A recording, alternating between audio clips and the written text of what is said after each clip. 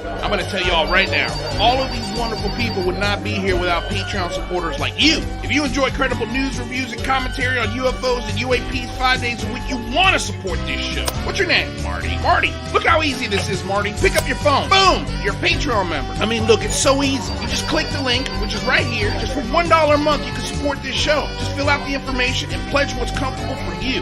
It could be $1, $5, $10, or who knows. Just support.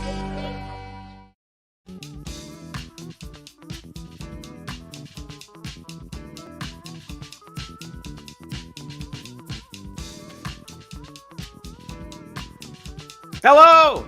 Greetings, welcome, salutations. Welcome to another episode of Known Quantities here on UCR. I am your host, Daniel Miller. We try to play with the edges of our understanding of science, technology, futurism, and yes, UAPs. Just a few orders of business before we bring in our wonderful guests. First of all, thank you, DOS Tapes, for playing us on. Always making me sound good. Their Bandcamp link is in the description below. Thank you to everyone in chat who's here to hang out. Fifi Barbaroa, Aaron Fro, Matthew Riot, of course. I know I saw Simon Fly here earlier, Mark's Truth, Gina Bernard, Ventai. We've got a good crew going on here today. Welcome, guys. Thank you, of course, to our mods and to our producer extraordinaire, Aaron Desario, who works diligently behind the scenes, sometimes pops in. Just a reminder, folks, this is free for everybody. No paywall. We don't hide anything behind any kind of paywall. So it is a public access channel. So if you like what we do and you can afford it, your support is always appreciated. Super chats are open. It's a great way to support the channel. If you have any burning questions, of course, there's my Patreon, patreon.com/Daniel Miller, where, your help is greatly appreciated. It allows me to do more of this. And finally, this is a podcast, folks. We're not just on YouTube. We're not just on KGRA. We're on Spotify and Apple Podcasts. Spotify actually now gives you the option to rate. So if you do listen on there, make sure to give us 5 stars. It really helps out with the algorithm. But we've been doing like gangbusters on there. It's been great. Algorithm's doing us good, and we're getting a lot of listens and downloads. So thank you. And I believe that about covers it, guys. So without further ado, let me bring on the man of the hour and really the reason why we're all here. So Mr. Dave Beaty is an Emmy Award-winning television producer and cinematographer, a former broadcast journalist, UAP researcher, and filmmaker. His career in nonfiction television and documentary spans over 25 years. The career highlights include national programs on Travel Channel, History Channel, and PBS, and more recently, the viral UFO documentary film, The Nimitz Encounters, which has received over 5 million YouTube views since May of 2019. His research in UAPs includes breaking the story of the July 2019 Navy mystery drones through his FOIA work, which I'm excited to talk to him about, and numerous interviews with Navy vets regarding UAP incursions into these military training areas. His mainstream doc work can be seen today on PBS via the World War II Foundation. Mr. Dave Beaty, how you doing today, sir? Hey, how's it going, Danny? Good, Glad to be here, man. My pleasure. Thanks.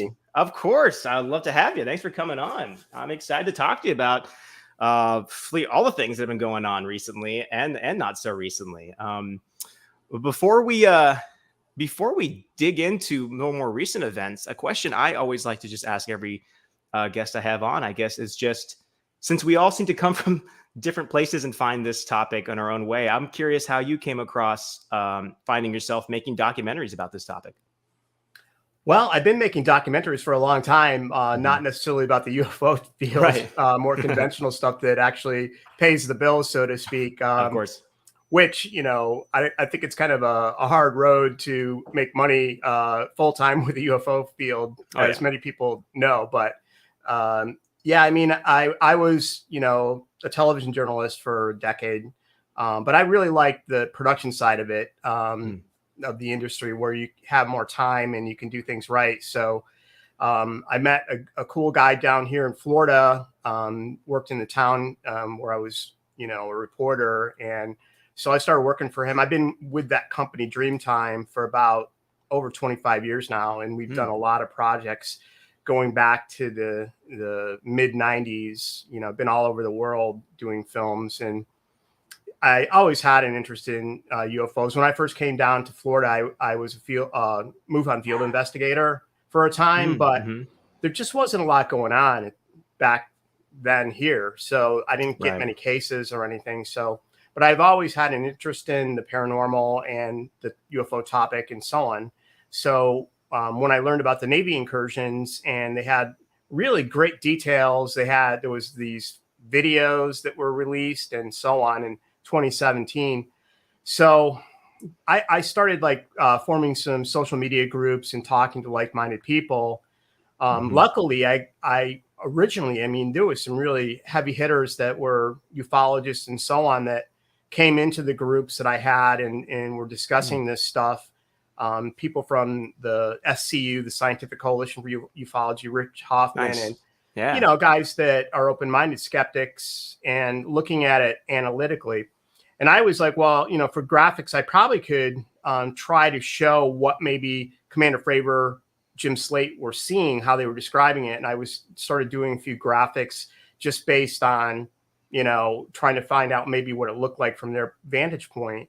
And from there, just, over the next year or so, it springboarded into a little bit more. And finally I said, hey, some of the films I do, we've used the Defense Visual Information System, which is the Department of Defense video and photographic library, where it's public domain content.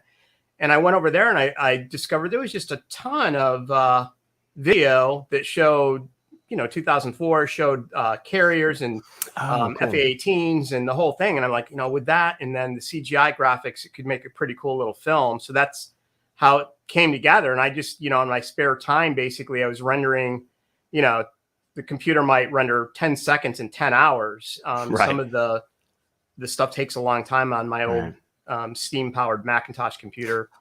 Sure. And, back a long time ago, I was a musician, so I dusted off the MIDI keyboard and cranked up some Arturia analog synthesizers and started composing stuff to go with the cool-looking fighter jets. And wow, I didn't know you did the music as well. That's so cool. Yeah, I did a lot of it, and the weird stuff, right. The weird, crazy sounding stuff, late into the night, I'd have the Tic Tac music or whatever. And, the first iteration hit about 1 million views, and then Commander Fravor found out about it. And even though I had permission from Carrie DeLong, Tom DeLong's sister, in writing, by the way, he contacted them and he's like, hey, I didn't give this guy permission to use my 2 minutes of describing the encounter, so tell him to take it down. So I had to take that down, that first video, but it actually wasn't a bad thing, because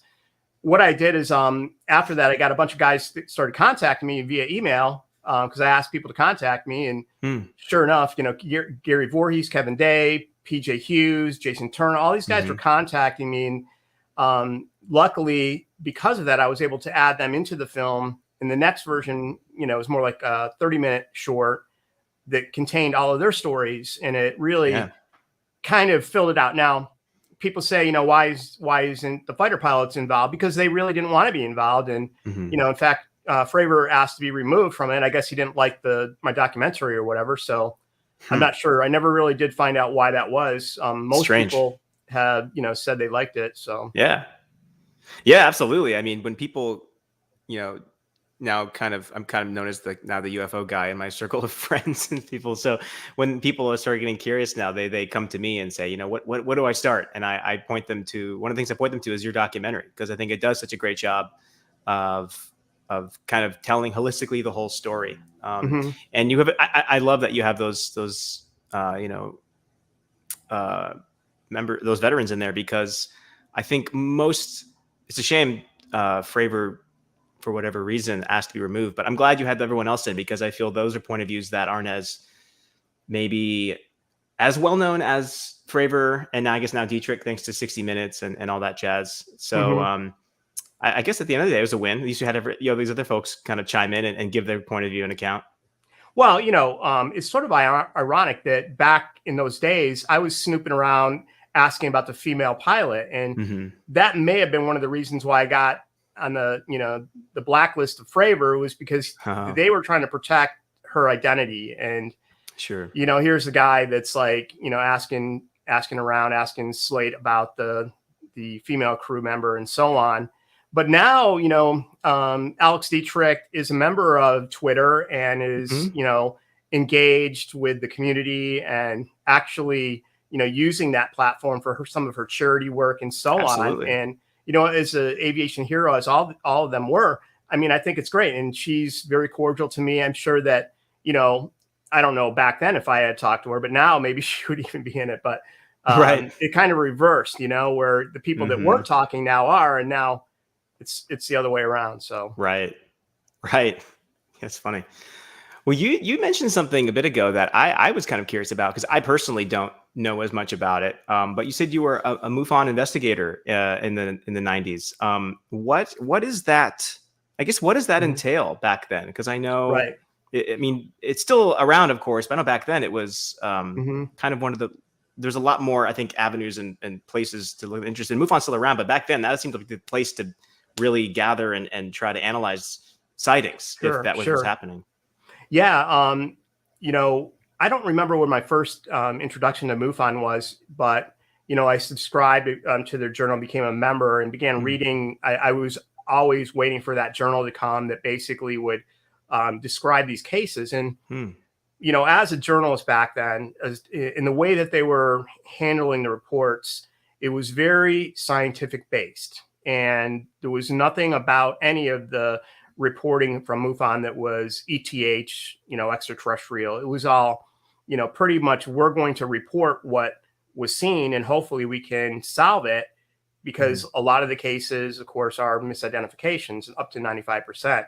So, MUFON at that time had state directors across the country.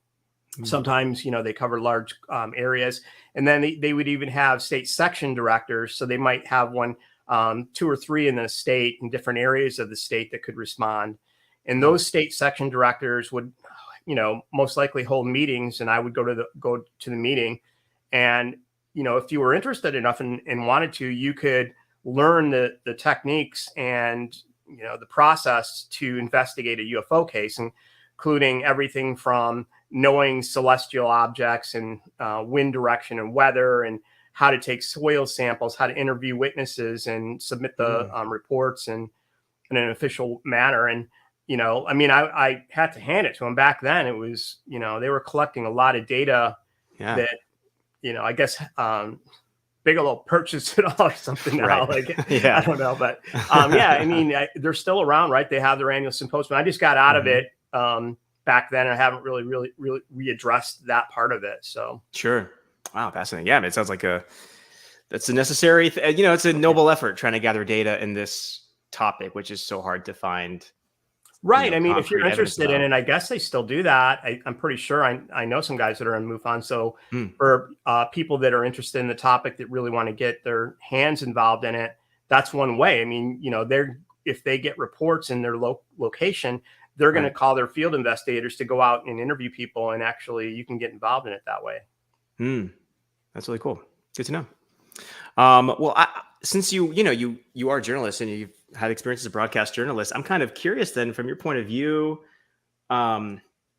living in that world, what I personally find that one of my bigger, I guess, disappointments is that I wish journalism as a whole would look at this topic more.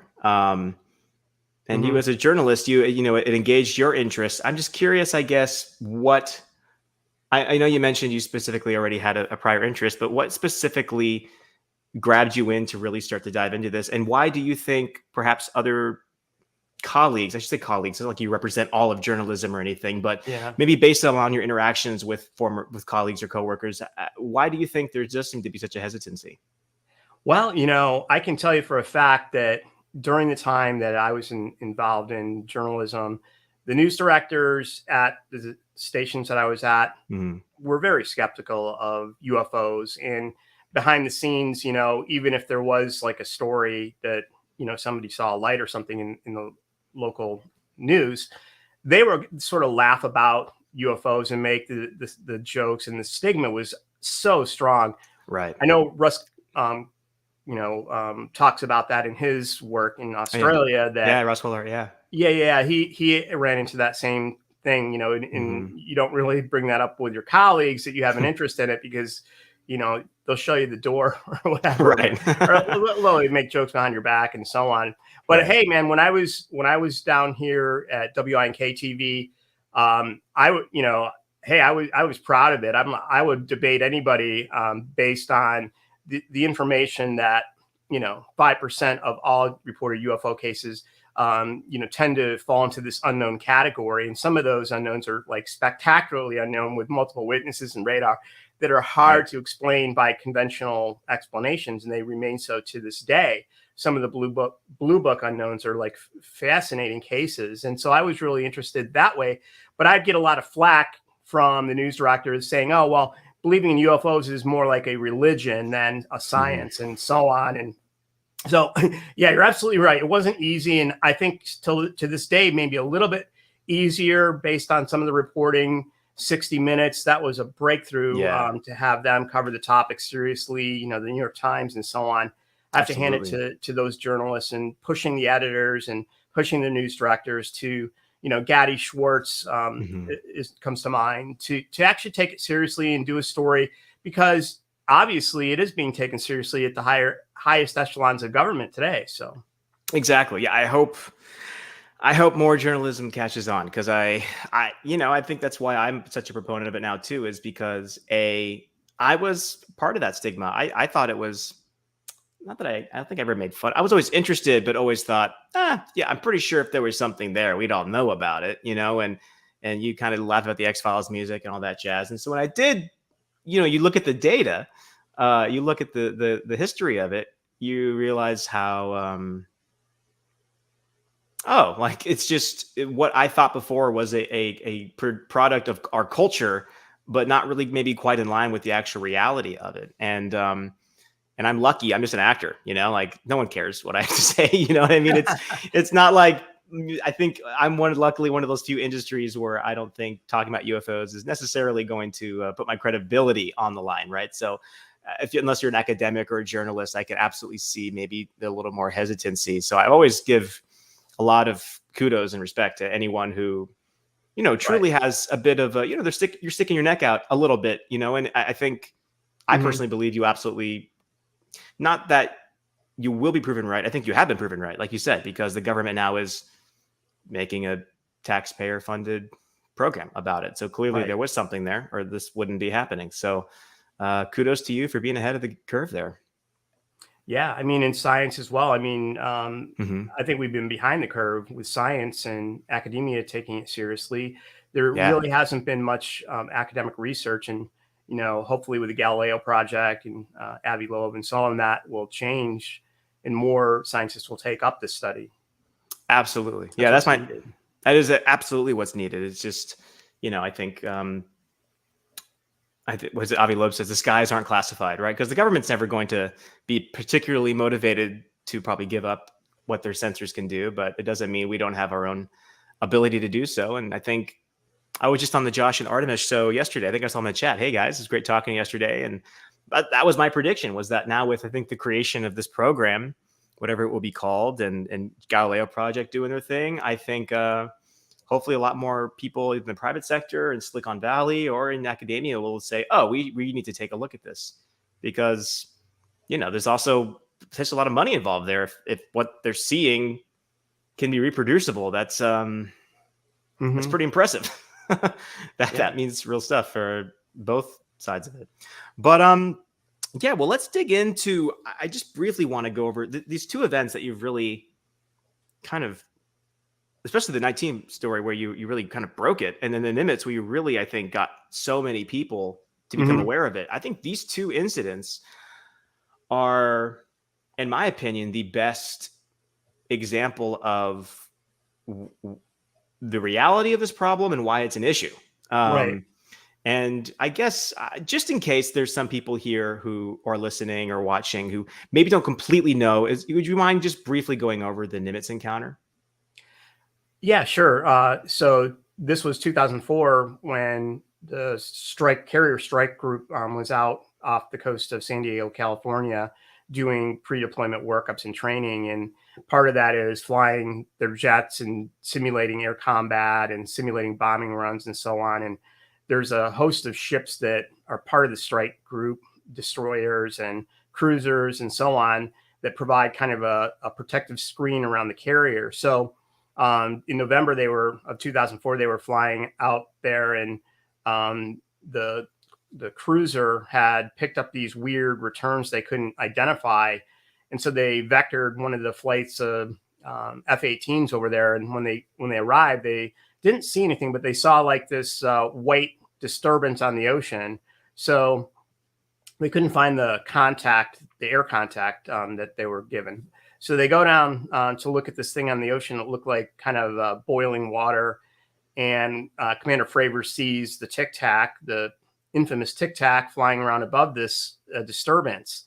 So he starts circling around, and this object comes up towards him, and they kind of begin flying around in a circle. Like, this object obviously was under intelligent control, and it was aware of the presence of the Navy fighters. It was like it looked like a 40-foot long propane tank, white, chalkboard white, kind of shiny looking.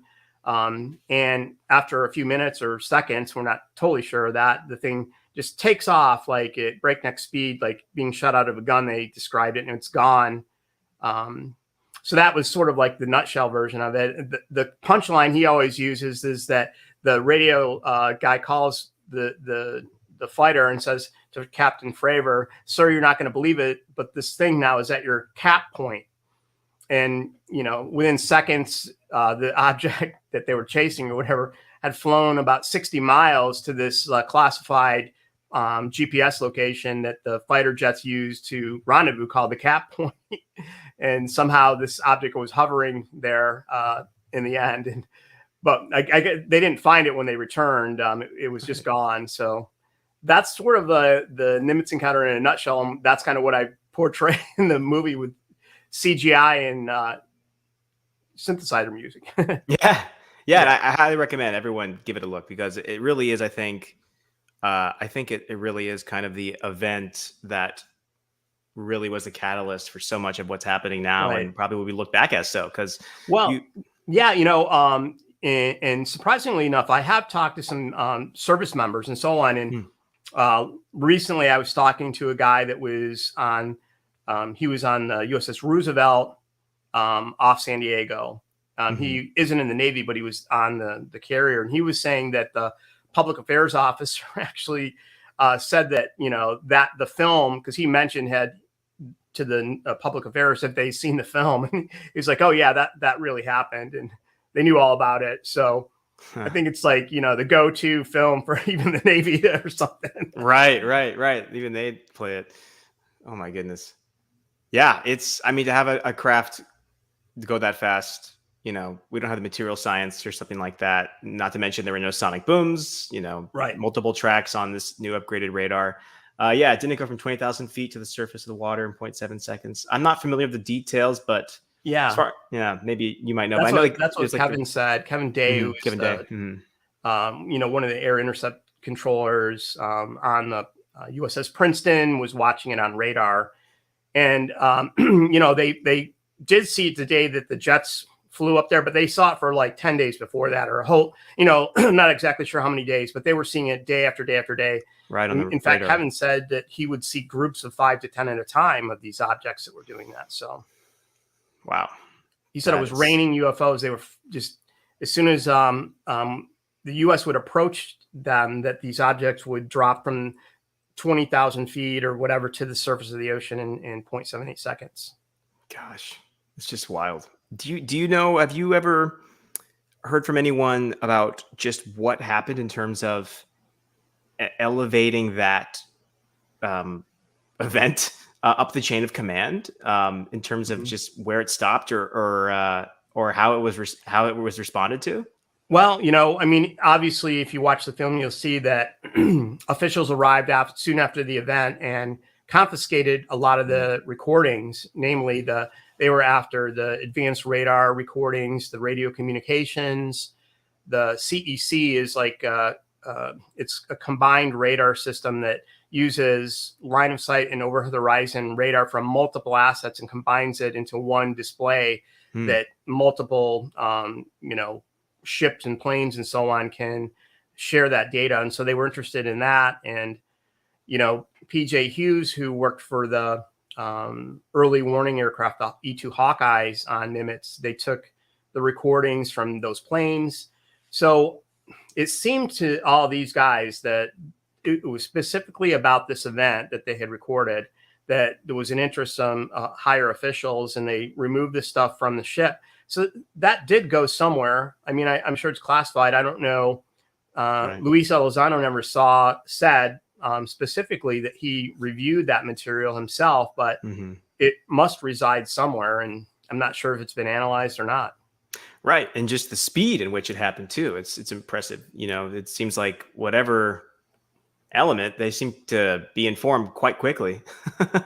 Yeah. I mean, people have asked me about that. How could they know that? Well, I mean, there's conjecture, but I do know that according to Kevin Day, he had been seeing these objects for like a week before the airplanes went up to investigate. So maybe that there was some type of pre-hand knowledge that, hey, on the 14th, we're going to be sending jets up. Let's see what they can record, and we'll go out there and review it. That makes sense. Yeah, I think it's conjecture, like you said, but I think it's a good. Right. I think it's a very reasonable. Speculative. Yeah. Gosh, all of this, right? Well, then, man, that's so fascinating. But I know we talked a lot about that in the last show. So let's go to these 2019 events, which I have found to be so strange. And I feel like sometimes I'm kind of screaming at like an empty room. Sometimes I feel like these events. Well, I'll let before I talk about it, I'll let you maybe explain what they are and how you broke that story.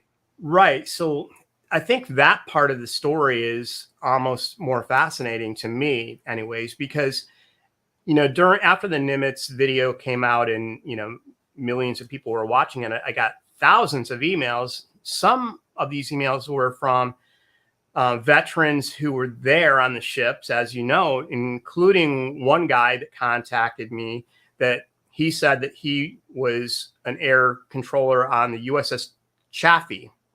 And that ship was a destroyer that was not present for the November 14th event because it was en route from Hawaii to the operations area. And so he said that he was there. And then he told me that he and his crew had run an intercept on one of these objects themselves. And he went on to describe this event, how two jets took off. One had to return because it had some type of equipment malfunction. And so the single jet was vectored out to one of these objects that the Aegis ships had on radar, and that he listened to the pilot's radio comm saying that, that this thing was like a tic tac. It was kind of like the same description that they had been aware of. But for Chaffee to have done this, it would have had to have been in December because, as I said, from the deck logs, I can tell that the ship wasn't in San Diego at that time. It came later. Right. They went back. The other ones happened in July. They went back out to, this is 2004. So November, they went back to the base. And so they went back out to, this is still the 2004 event. They went back out there in the early part of December. And that's when this guy said that he ran an intercept on a Tic Tac. That has never been reported. And I've kind of gone over it because I don't have a corroborating witness. This is a guy that does not want his name used. He doesn't want to come forward. He shared this information with me. So there's that. That's pretty interesting. Absolutely. Especially if we could find out that there were more intercepts of these UFOs later in December of 2004. So he tells me, well, have you checked out the event in July of 2019? And I said, I hadn't. What is it? And he said, well, one of my friends who was on the Chaffee with me in 2004 now was on the USS Kidd in 2019.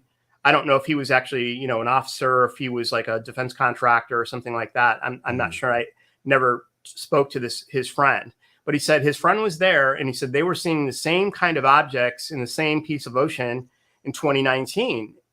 And I said, well, I'll do a FOIA on that. Thanks a lot for the tip. So I started doing some FOIAs on the USS Kidd, July 2019. And when I first got it back from the Navy, the entire month of July, I asked for, I just started going through this log date by date, time by time. And I spotted like some really unusual entries, namely that they were deploying what they call the Snoopy team. And they would deploy these Snoopy teams out to look at drones, or it might say drone spotted or UAS spotted, port side, deploy the Snoopy team. And the Snoopy teams were like mass communication specialists in the Navy that are cameramen and photographers, and they run outside with their cameras to document, an unusual ship or plane or drone or whatever. Mm-hmm. So throughout the month of July, over and over and over, they were seeing these UAVs. They called them flashing lights. They were deploying the Snoopy teams. And that's kind of how it started. So this was all around April, May of 2020 when I first learned of that event. Before that date, it had never been reported.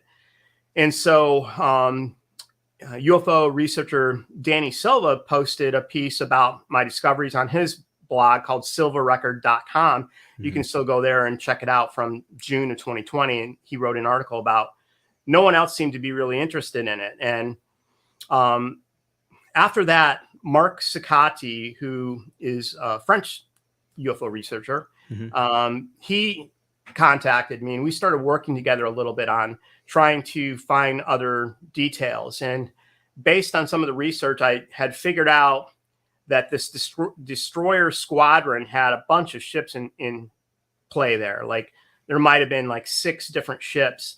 And so we started doing FOIA requests for all of the ships to see what would correlate. And he did, I think, Russell and Finn and a few others. And I did Bunker Hill and a couple other ships.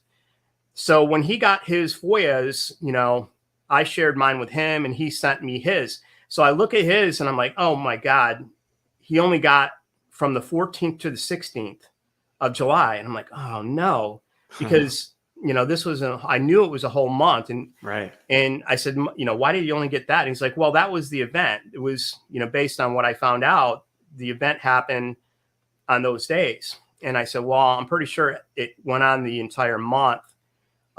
So right then, after he had shared that with me, I went and this was like a year ago almost. I went and did another FOIA request for all the ships from the end of his request, which was July 16th to the 31st. And this week I just received those actually.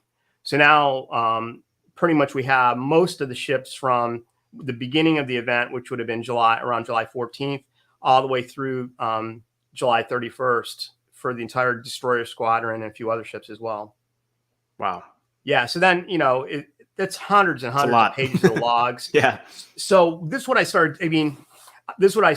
First of all, I wanted to find a witness.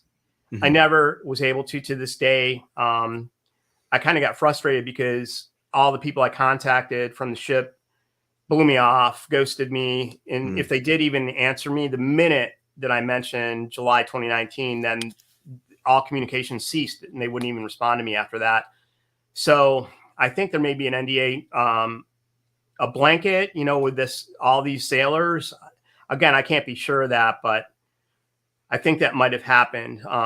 But anyways, what I did is I took all of the, sorry, that's kind of hard to see, but yeah, I took all of the deck logs and I started creating a spreadsheet where I have time of day and the date. And then across here, I have every ship and any log that reported something unusual, like, a waste Snoopy team for 2 UAVs, that kind of thing. So now I can look at this spreadsheet and see what the ships were doing at that very moment. If there's 6 ships and they're spread over hundreds of miles of ocean, are they all seeing drones? And actually, it kind of worked out that way in some ways. I haven't figured it all out yet, specifically the location of the ships at that point in time. Right. It's a little more challenging research to do that, to kind of map out where they were at that very moment. Were they close together? Were they 1,000 miles apart and they're all seeing drones or whatever? Sure. that's kind of an interesting aspect of it. But I did find out based on these logs that, as I suspected, all the ships had these occurrences going on from the 14th all the way through the end of the month. Another interesting thing I discovered, just looking at this spreadsheet, was that what kicked off this event was all of the vessels shooting surface-to-air missiles. They were out there training, so they shoot all of their guns, they shoot all of their cannons, and do testing and so on of different types of defenses. And one of the things that they were doing that month, specifically on July 14th, was shooting surface-to-air missiles. And all the ships did, like say in the morning of that day, or late afternoon, shot surface-to-air missiles off. SM-2, I think they're called.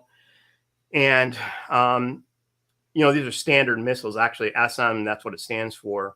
They weren't necessarily the most advanced anti-ballistic missiles that shoot down nukes, but they're still pretty sophisticated missiles. And who knows, and maybe they were, I'm not sure.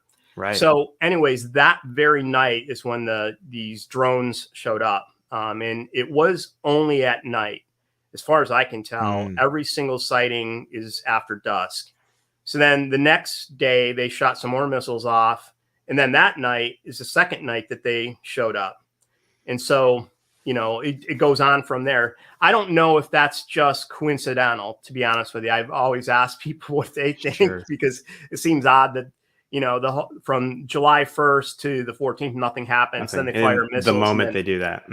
That might, kind of lead to the idea that, oh, well, that's some kind of surveillance that someone wants to watch or is interested, or giving you a reaction to doing these missile tests. But again, that's just pure speculation on my part. So sure. Yeah. I mean, is there any hints in the logs to their performance? Because I know what I find so interesting about this too is that the chief of the Navy, the member of the Joint Chief of Staff, the leader of the Navy, was asked whether these were ever identified back in April, and he literally said not identified, and other countries apparently are experiencing this problem as well.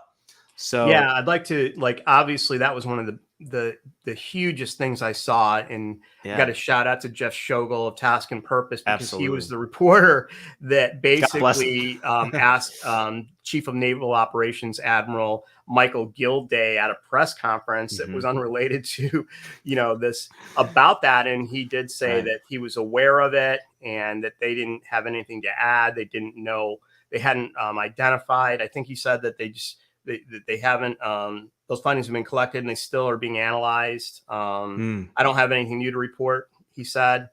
So the Navy admitted that they weren't just some kind of training operation. Right. Which is what I feel like a lot of people are saying is what it is, but that doesn't quite add up based on what. No, I think that they would probably admit, or the logs would sort of reflect that.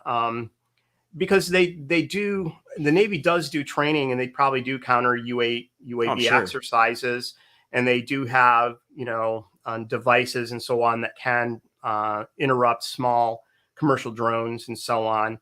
So they do that. But when I brought this up to the same guy that first put me onto the story, I went back to the guy from the USS Chaffee, and I said, hey, it looks like they're all talking about drones and stuff, and I thought you said that this was kind of similar to what you guys experienced. He said they were not drones. He said, my friend on the USS Kidd said that they could see these with their naked eyes directly out of the bridge. And he said these were like the same kind of objects that were encountered in 2004. So again, take that for what it's worth. That's one guy's opinion who wasn't on the ship.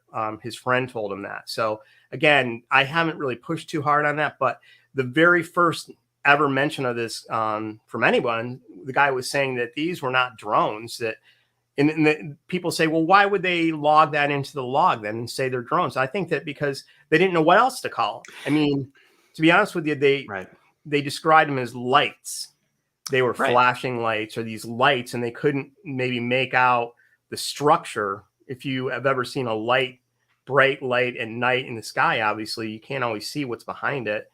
And maybe to them, that's a drone, but that's doesn't mean it's a drone, just like what they're labeling it as, Absolutely. Yeah, I think 100%. I was going to actually bring that up, is that, we might be interested in this topic and think, well, but if you're just a sailor, if you're just someone on the ship and you're seeing these bright lights that seem to be hovering or moving in ways that a rotor drone perhaps would. Mm-hmm. And I know some of them even had red lights on.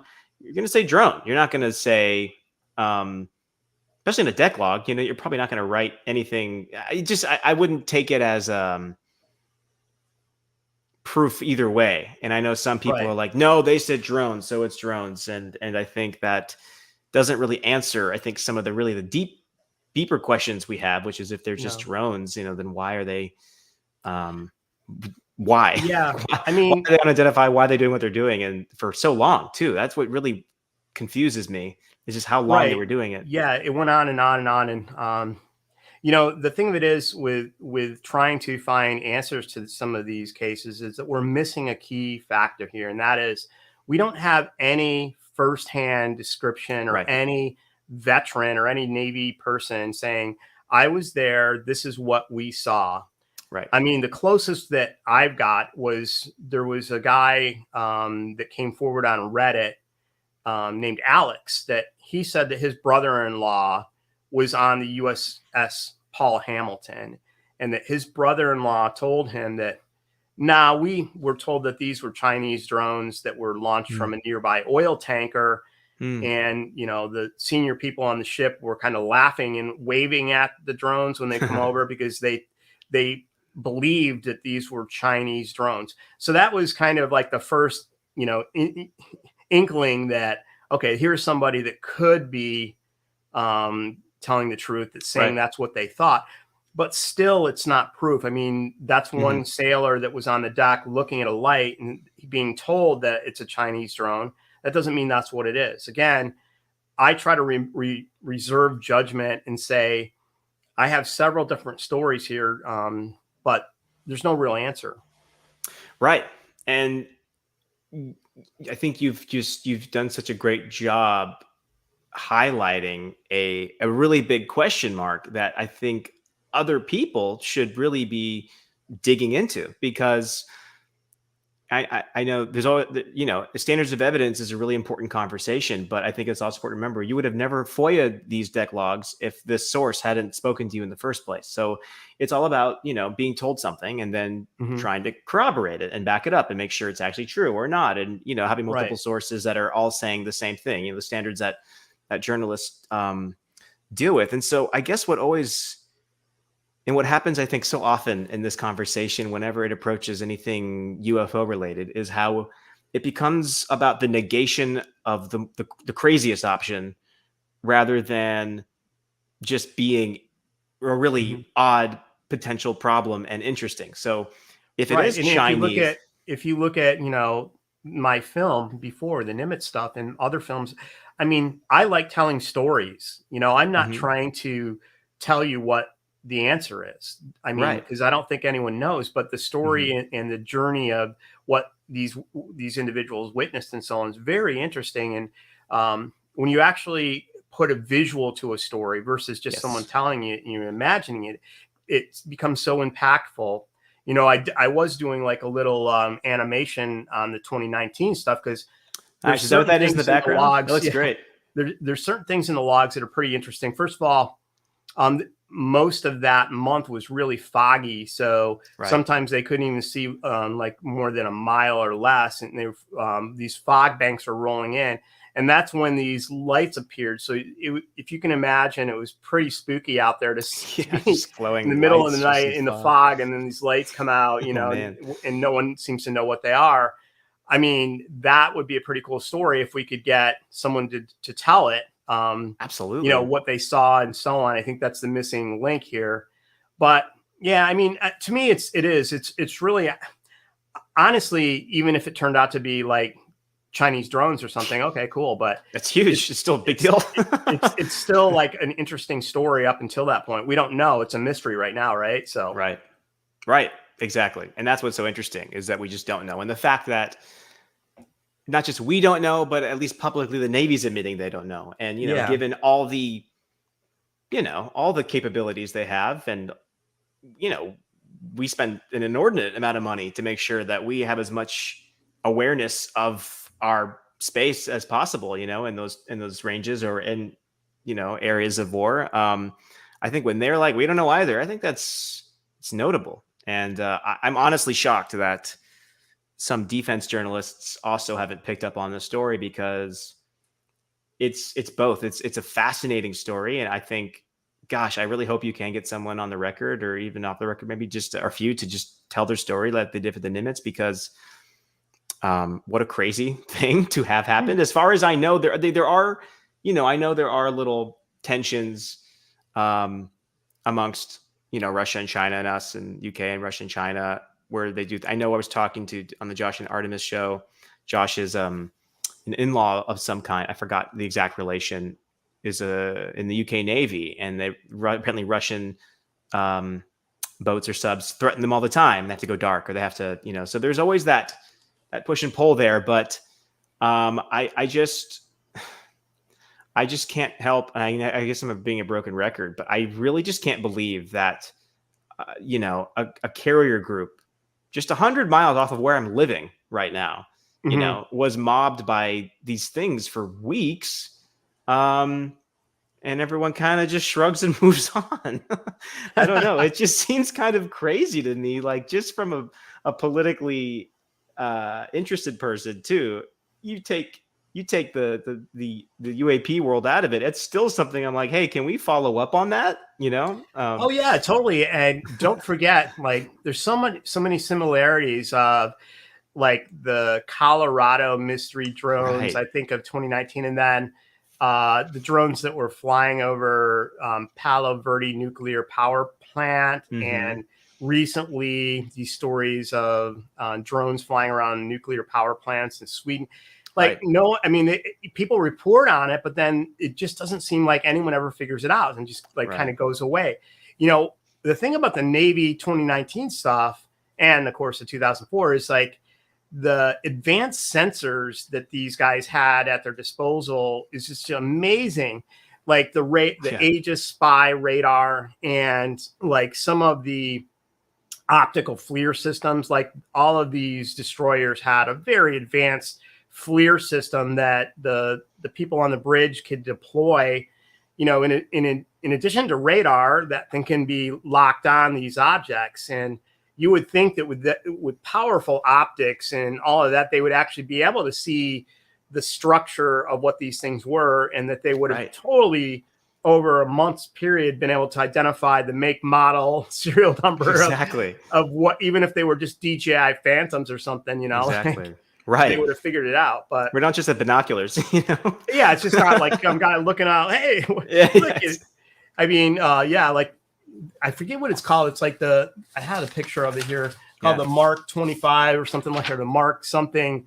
Thing. Mm-hmm. That was from the war zone, and they have these like sensors on the bridge, so they have some really good imagery. I know Jeremy Corbell got leaked stuff, and I bet it was from a similar system, like at least maybe on the Omaha, but then from Russell he got handheld FLIR of some of the objects. Still there's a little bit of controversy surrounding that. So that's a whole other thing. Like there's the video of them in the CIC, the Combat Information Center, I believe, on the Omaha, and they're seeing this thing just hit the water, that's during the same events. So allegedly. So that's a whole other part too. That's just, there's just so many open-ended. We haven't been able to get the Omaha's logs are lost. They said the Navy. I found an appeal, and they said that they lost them, or they just never returned in or something. So, jeez. Well, speaking of the PAO, I mean, I know we're running out of time here, so let's go over kind of what happened to you yesterday. Mm-hmm. It's just such a weird occurrence. Yeah, it's just weird. The logs that I tried to get, like I explained, that we were missing from the 16th to the 31st for about, I don't know how many vessels, six vessels or something like that. And I had put in a FOIA about a year ago. Normally they take 2 or 3 months, and it just disappeared. Wow. And after, I don't know, I think it was like around October, I reached out to the Navy just inquiring what was going on. And I was told that the normal channel through the History and Heritage Command had been kind of overridden, and my request had been sent to the Chief of Naval Operations, which is called DNS 36 at the Pentagon, to their FOIA office. And in other words, the public affairs are saying, "Oh, sorry, your request was sent to Big Navy," they called it, in parentheses or quotations, Big Navy. Right. So what that meant, and he said that your request was part of a group of requests related to UAP events. That was in the email sent to the Chief of Naval Operations. So I contacted the Chief of Naval Operations, and they said that they had reviewed my request and that, they were going to release it. So that was October. Nothing happened. So I reached out to him again like a week ago to one of the liaisons, and lo and behold, they released all of my logs. And I was going through the deck logs that I hadn't seen. I was really hopeful that I would get some good stuff, because again, 6 ships the whole month. And I did find some pretty interesting stuff confirming that this went on the entire month of July, Wow. Nothing, I can say that there's nothing earth shattering there. Sure. That hasn't already been discussed. They did see more lights in the sky. They saw more what they called UAVs. They sent the Snoopy teams out again and again, and so on. But so I'm going through my logs, and this was strange because this log, sorry, it's kind of hard to see in the lake there, but this log is from the USS Russell. And the USS Russell log started on July 14th. I'm like, that's why is it starting on the 14th when I asked for the 16th? Because it had already been released from the 14th to the 16th. Right. I asked for the 16th to the 31st, the rest of the month. But I'm like, okay, I'll look at it anyway. So I start going through and I'm like, wait a second. This was already released. And this part that's all redacted here, this black part, had already been released the year before, unredacted. So that's the same document. I couldn't figure it out. And I'm like, and I went back and I even realized that Mark Zuccotti and Adam Kehoe had posted this specific page on their first Drive article. That's basically, these are all drone spotted. That's what it says, drone spotted. And it gives like the bearing and range. So they had publicly released that page it's still there on their article. But now the Navy was redacting it. And the redaction, when I looked it up, it was called like B3 redaction, which seemed to like be something about unclassified technology related to military and space. So they're using a very obscure FOIA, thing to redact this stuff. I don't know exactly what that means. Spotting a drone at 360 degrees at an elevation of 700 feet. Right. Having to do with applications. Needs to be hidden from people. Like, Yeah, it's very odd. It's very odd.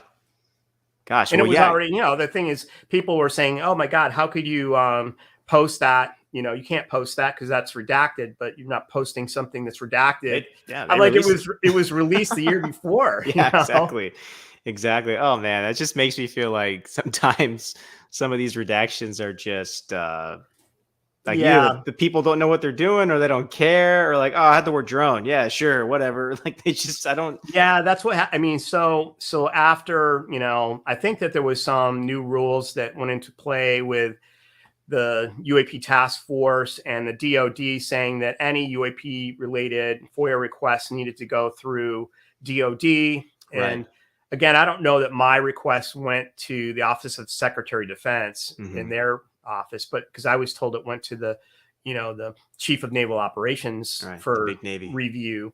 So they went through the rest of the month of the Russell log and basically did the same thing. Anytime a drone was sighted, so there's more pages in that log that are like all blacked out. Just, you're not going to find any more. Hey, if we had back in 2020, when these logs were requested, if we just said the whole month, we would have got it free and clear because there wasn't any real interest in that case at the time. Right. It's only because July 2019 was in major publications that the Navy suddenly all over it. Right. Once all these news organizations started talking about it. Interesting. Yeah, because the office you got it from before was more of the historical and archival section of the military. Right. These are training operations. It's all available to the public. Ships' logs are not classified. They talk about, raising the anchor and the course and heading, and if they spot a whale off the port side, that's kind of what's in these things. They're talking about the operation of the ship, the watches, and so on, and they go on and on. It's really boring stuff. There's nothing in there, but usually they're released to the Navy Heritage and History Command as an archive at National Archives in the Washington Navy Yard, and you can go and request these logs, and the Navy will send them to you. So it's pretty odd now, because this one case got this kind of public scrutiny that, they're going in and removing any mention of drones. And right. It's one of those things where I just feel like, well, I was kind of curious, but now I'm really curious what's going on, because, they feel like they've just really have gone out of their way to, the second they were trying to, make it harder to get the information. I'm like, all right, well, clearly there's a reason you're doing that. I wonder what it is, right? It just makes me more curious.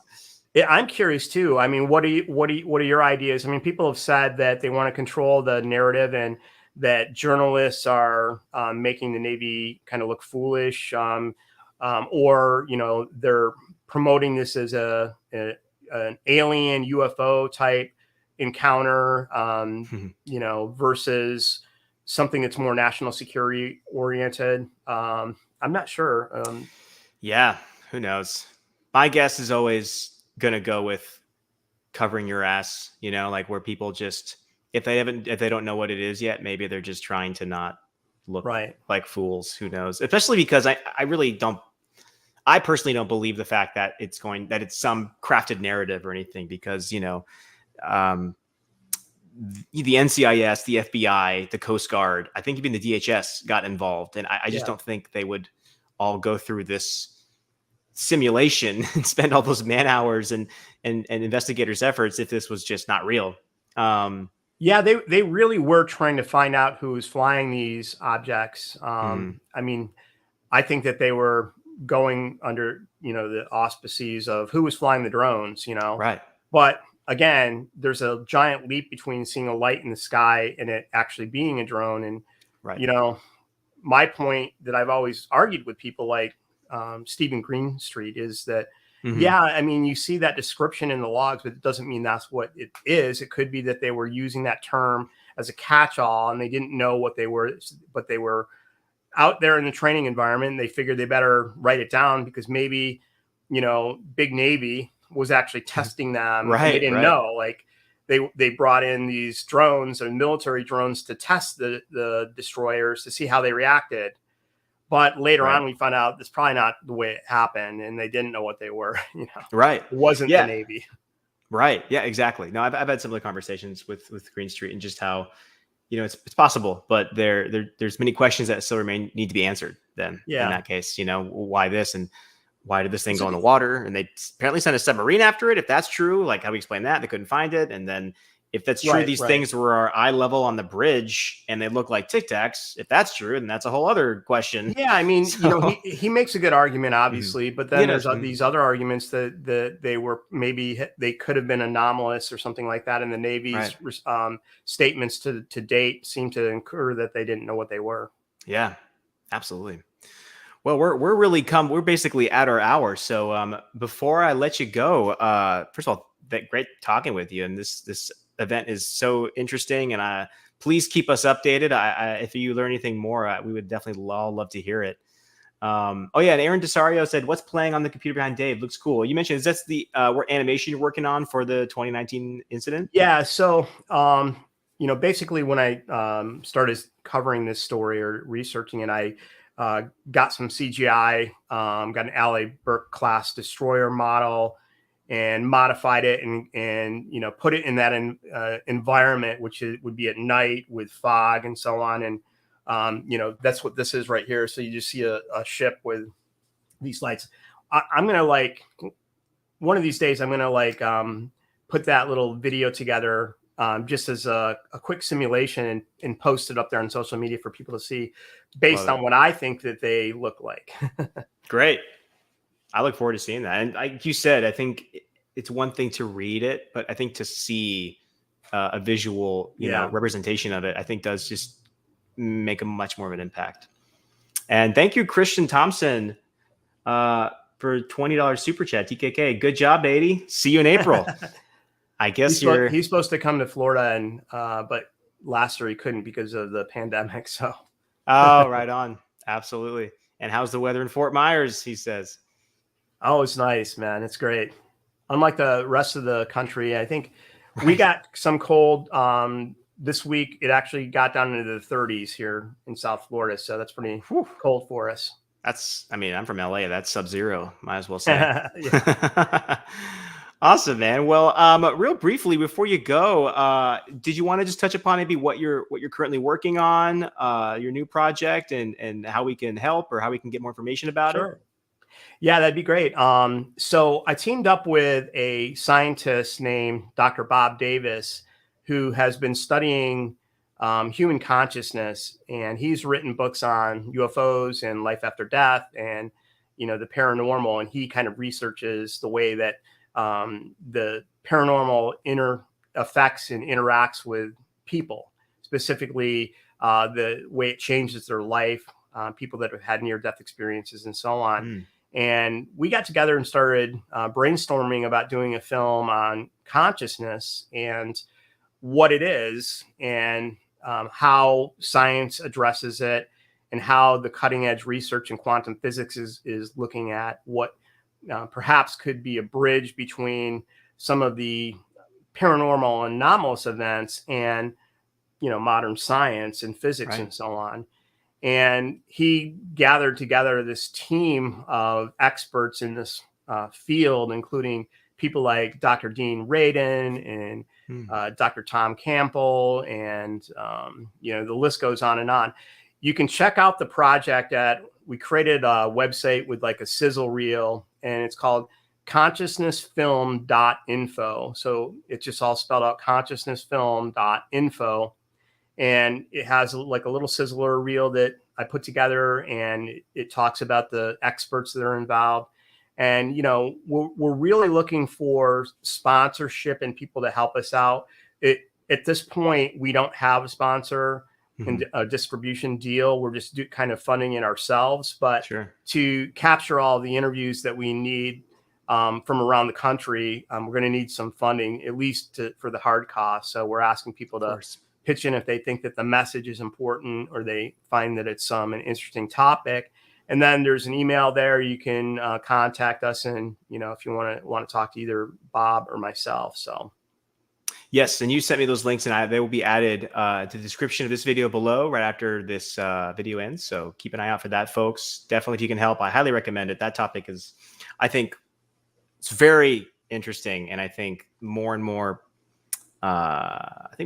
really curious academics and people are really looking into that, because it is, you know, looking into the quantum physics, it becomes entanglement becomes really. We know so little about what consciousness could or could not be, and it's really all up for debate. So I love that you're diving into that. Yeah, you know, I wasn't an expert on that field of study for sure, but when I first started looking at it, the first thing that was totally surprising to me was that we don't know what consciousness is. That, you know, materialist scientists say that consciousness springs from a electrochemical reaction in the brain. So in the college courses and textbooks in neuroscience and so on, their students are being taught that consciousness emerges from the brain as some kind of electrical process. Right. And that it wouldn't exist before we're born, you know, before we're conceived. And then when we die, it would just be extinguished. But there's a lot of evidence that seems to suggest that that's backwards, that the idea may be that consciousness exists before the physical reality exists. And that if that's the case, then, you know, it may explain a lot of these really unusual things like the paranormal and ESP And all of these effects that have been studied scientifically, actually, and shown to be real effects, such as remote viewing and that kind of thing, psychokinesis. And, it's all kind of fascinating. And the people that we're going to talk to in the film have like remarkable stories and are very engaging. So, who knows, maybe there'll be some new discoveries that would involve consciousness, and even the topic of UFOs and UAP may be explainable in that context, right? Because there's a lot of things about UFO encounters besides just the physical interaction in the seeing a structured craft. As you know, the topic goes way into some very esoteric types of events and strange occurrences, and involves paranormal and all kinds of things like that. So no, absolutely. Yeah. There's a lot of consistent things that are odd that really do happen, reported over the course of decades. So it's fascinating. Awesome. Well, I've been looking forward to that, and if you can't help, by all means, please support that. That's a really cool project. Well, Dave Beaty, it was great talking to you, man. What a great conversation. Yeah, it was. And I mean, it was so timely, that we had set this up before, but the fact that I got the logs just recently, and that it was so unusual. I was posting this last night. People were like lighting up my DM. So yeah, absolutely. That worked out great for me. I benefited. Thanks, DOD. Yeah. Awesome, man. Well, thank you so much for coming on. We'll have to do it again sometime. I'm looking forward to seeing how this 2019 incident. I'm sure it's not the end of it, and I'm sure there's more things like it. Someone's going to talk eventually. Yeah, exactly. Somebody will talk. It just, when and who and how and who's going to break that, I don't know. But right. And mainstream media, what is looking at that? I mean, I was contacted by the New York Times, who were trying to do a story on it, but without witnesses, it's kind of hard to do it. Well, that's good to hear. I'm glad to hear that there are people working on it in the right way. Good. Yeah. That's a relief to hear. That makes me happy. Yeah. Awesome. All right, Dave. Well, have a great rest of your day, man. I really appreciate you taking the time, and we'll see you again sometime soon. All right. Appreciate it. Nice talking to you, Danny. You too, Dave. Take care, man. All right, guys. That's it for another amazing episode of Known Quantities. I really loved that conversation. Real quick note, I am going to be taking a brief hiatus here on Known Quantities. The pandemic has unfortunately given my survival job a bit of it's made it a little up in the air, and so I'm having to focus on that right now. I got to put out the fire in the house before we start to make a nice meal.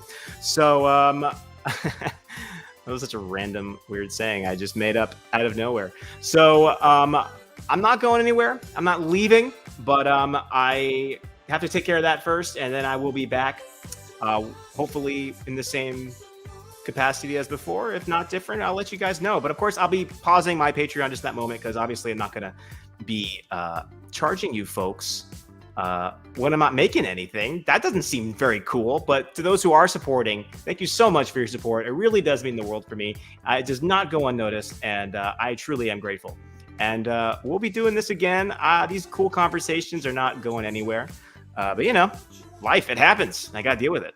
So, but with that out of the way, kids, just a few more orders of business. Just reminding you, because I didn't mention it before, like and subscribe. Ring that bell. Because as you know, today it was started at 1 o'clock instead of the usual 4 o'clock, because, schedules happen. So that way you'll know. You're not going to log on at 4 o'clock and be like, well, where's Danny? Where's Lou? What happened? And it's because you missed it. And if you get to ring the bell, you ain't going to miss it. And make sure to like it. The algorithm likes it that way. All right, guys. DOS Tapes, thank you. Make sure to rate and review those podcasts, guys. Have a great rest of your night. I hope you enjoyed our conversation and learned something. I sure know I did. And thank you, everyone in the chat, for the great conversations. I'll see y'all next time. Hopefully soon. Not too far. Take care, guys.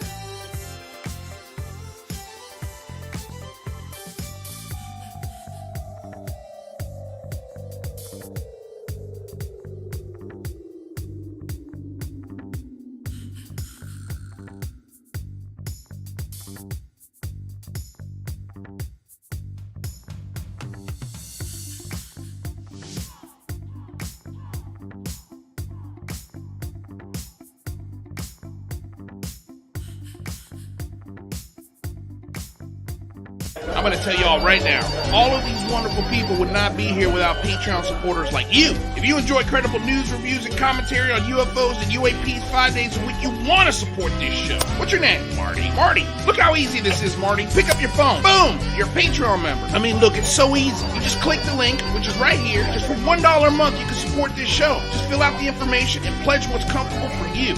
It could be $1, $5, $10, or who knows. Just support.